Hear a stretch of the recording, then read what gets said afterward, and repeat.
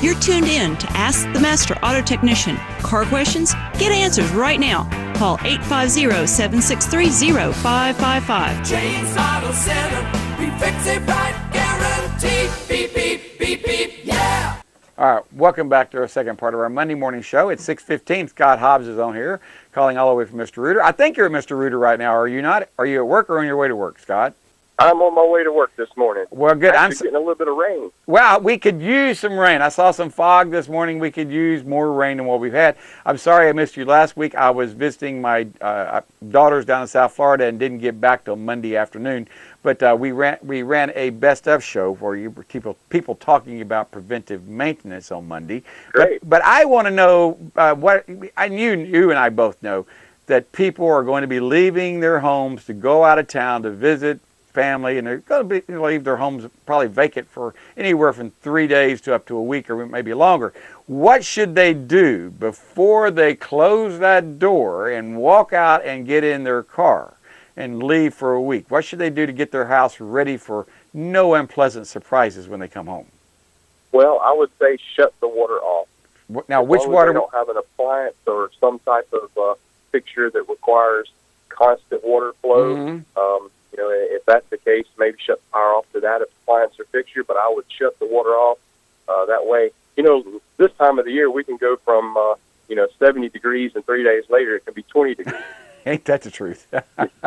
So you could risk, a frozen pipe. And if you don't want to shut the water off, leave the heat on to a certain temperature that you feel comfortable.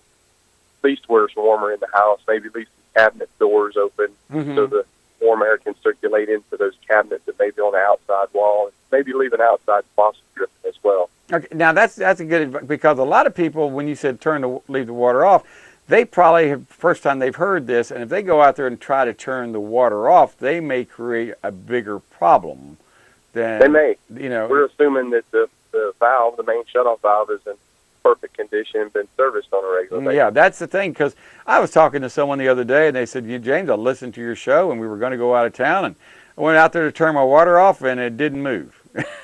I just sit there, and I couldn't move it. I took the pipe wrench to it, and then took a crescent wrench to it, and it just wouldn't move. So we just said, we don't know what to do, so they just went on, took their trip, and just said, we hope the house doesn't flood.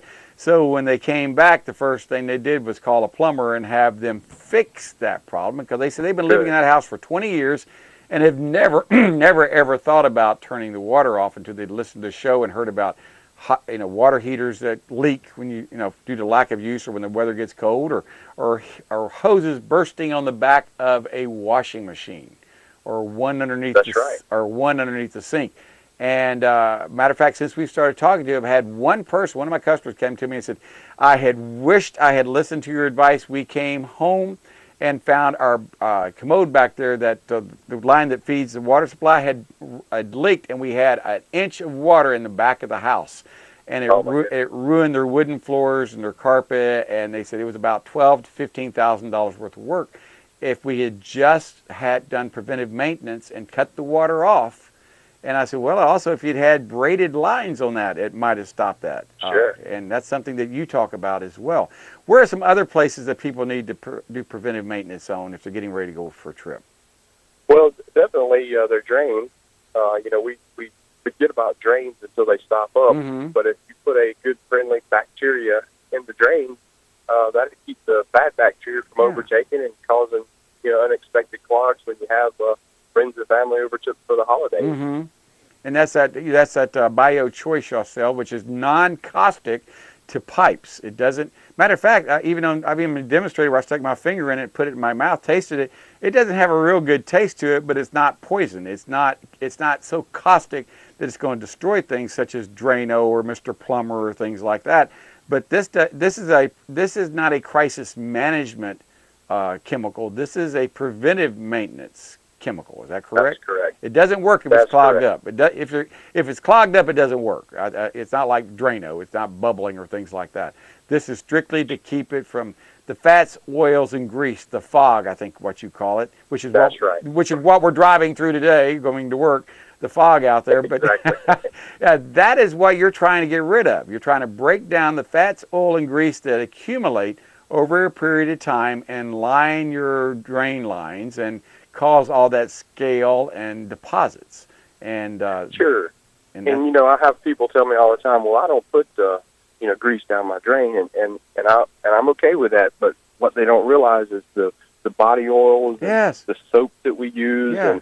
and just the residual things that you don't think of that over years collect in those drain pipes and could cause a stoppage. I'm glad you said that. Conditioner, hair conditioner. I figure hair conditioner would probably be the world's worst on causing drains to clog up, because I was looking, because at our house, I have long hair. My wife has long hair, and we use conditioner. And I'm always going, I bet you this stuff is so slick, and I bet you it just allows a lot of stuff, because it feels like it's more protein, like it's a fat you're putting on your hair. They make, Sure. And I'm saying, I bet you that gets in your pipes, and I bet you that it collects every bit of fat and oil and hair products, causing your drains to get slower. Hair products that people use. I don't know. Is that a big problem? Hair products? I would imagine so. I don't know much about the chemical makeup, but think about it. Years ago, they made soaps out of fat and lard, so I'm sure that the modern soaps are made out of some type of. I know they're made out of glycerin. Glycerin is something, it's a byproduct of fats. Glycerin is. I know there's something like that, but I just know that when with the long hair that my wife and I have to go in there every few weeks and actually get the hair out that falls out. And but at the same time, I notice how that it seems to make a lining. We use the BioChoice. If we didn't use the BioChoice, I think our 2.5-inch drain would be down to about a 1-inch drain full of. Oh, sure. It just seems to clog up more and more if we don't use the BioChoice. Now that is something y'all sell at Mr. Reuter over there, and I know when y'all come by to do service calls, you carry it on the trucks with you. And We do. Tell me a little bit more about BioChoice in case people are just tuning in. How often should BioChoice be used? What's it effective for? How long does it last? Things like that. Sure. Well, it's an active bacteria, active culture, very similar to what you would find in yogurt. Mm-hmm. So we know we have to have a probiotic in our bodies to keep everything flowing good and keep all the good bacteria going and the bad bacteria away. Mm-hmm. So this is very similar. That the company that manufactures this actually manufactures bacteria cultures for yogurt. Oh. And it's a very similar type bacteria. That's why it is, safe for your pets Mm-hmm. and your children. If they happen to get into the bottle of it, Mm-hmm. it just it won't hurt them. Right. So this goes into your drains, typically for a maintenance type product. You put a half a cap down each drain once a month. If you're having some issues with a slower drain, you can do a shock treatment or put a little extra down, maybe put one down every day for a few days, and it'll start to eat away the grease and bacteria. So it's a great product, like you say, for maintenance. It's not really good for, Crisis, hey, I'm yeah. completely stopped up, what do I do now? Call a plumber. So the best thing to do is call a plumber, right? That's exactly Right. what you do when you have to call a plumber on here. Now, now here's something that someone said, James, you're talking about cars and plumbing and all this right here. Here's something that's very similar. We were talking about cooling systems, how radiators get rid of heat, and they have to have the coolant exchanged every 2 years, every 30,000 miles. And you were telling me not just water heaters need to be flushed out, but you're telling me water heaters, which are but there's what we call on-demand water heaters that have heat. It's kind of like a radiator, and you Sure. have flame that's going around like a radiator, and it heats the water. And when it heats it, it leaves calcium. It leaves deposits. And you were telling me that once a year they need to be back flushed to take care of that deposits. If not, if you don't do this, once one gets 3, 4, 5 years old, if you back flush it, you may end up back flushing a leak in it. Is that what you were telling me? Sure, yeah. You got to do it at least once a year, Mm-hmm. And it's a special pump that we attach to it and a special solution that we flush through that water heater, circulates Mm-hmm. through, and it breaks down those deposits Mm-hmm. so that they're not eating away. Those deposits are corrosive to the heat exchanger in there, Mm-hmm. and it just keeps the life of the tankless heater for many years.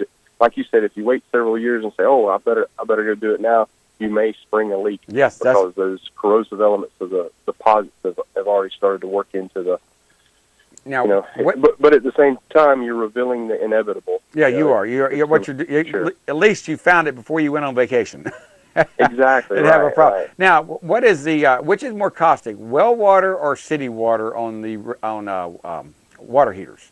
Is it city water? Well, in general, it's hard to say what the quality of the well water is, but in general, city water is going to be harder on tank water heaters and tankless water heaters and your plumbing fixtures in general. Why's that? They have, for the public safety, they have to put chlorine in the water, but it's kind of like, I tell folks, it's kind of like eating a loaf of bread without taking the wrapper off. You got to have it to protect it, but you really shouldn't be consuming it. And it also creates problems with the chlorine and the chemicals they put in the water to protect you. They also cause problems with the black rubber gaskets in toilets. Just the electrolysis and the things that goes on in the. Yeah, it just really wreaks havoc on a plumbing system. That's one of the things I have. Is there anything people can do? I know we have on boats, you have zinc diodes, anodes that are put on there as a sacrificial. I know I don't think that's possible to put on our city water, but is there anything people can do as far as preventive maintenance to keep water from tearing up their fixtures? Is there any conditioning of the water, or does that help? Or, well, sure. You could put filters. That take out carbon filters, take out the chlorine and the chemicals in the water. That's a big help. Actually, in a tank type water heater, there is a sacrificial anode rod in there that prevents premature that metal in the tank from the corrosive elements of the water. But over time, they're designed to last 6 or 8 years, and once they're gone, then it starts on the tank itself. So normally after 6 to 8 years, it's just about time to change the water heater itself, because it's time to budget for it. Because most people don't change a water heater till they leak, but most people don't realize that the average lifespan of a water heater is only 10 years. I think is what you told me. That's the outside, sure. Yeah. What you mentioned, well water. A lot of times we'll see well water. We've seen them 30 and 40 years old, tank type water heaters. Wow. And it's just because the water is really good quality water, and the house was plumbed where there was no electrolysis involved, and just it was ideal conditions. But in general, if you get to about 8 years and you haven't had a leak, you really should start budgeting to replace that water heater. Yeah, you're absolutely right. I remember growing up, it seemed like our water heaters lasted forever because we lived out in the woods, in Bayou, Georgia out there. And then by the time I moved into the city and got on city water, it seemed like every 6 to 10 years I was changing water heaters. And that's why we decided to go to on-demand water heaters, which really, my wife told me on our rental houses, anytime we need a rental house needs a water heater, we're not going back with a water heater. We're going back with an on-demand water heater. Sure. Because they're less maintenance, less headache, and the customers, our tenants said, "Man, I'd love to have endless supply of hot water." And I said, well, we can make that happen. We really can. Scott, we got to go. We're up against the clock right here. If people want to know more about what we're talking about, preventive maintenance, want to have y'all come by, call you at 763-2001. Is that what they do? That's right. Or if, a lot of your customers are stopping by and picking up bottles of BioChoice at my office, or if they'll call us and when we're in the neighborhood, we'll drop off a bottle to them. That sounds wonderful. Just give you a call at 763-2001 if you need some BioChoice delivered, or if you just want to stop by, pick it up at Scott Hobbs' place, Mr. Reuter on East Avenue. What's your address on East Avenue again? 920 East Avenue. 920 East Avenue. All right, everybody. We'll talk to y'all tomorrow morning. Bye-bye. James Auto Center.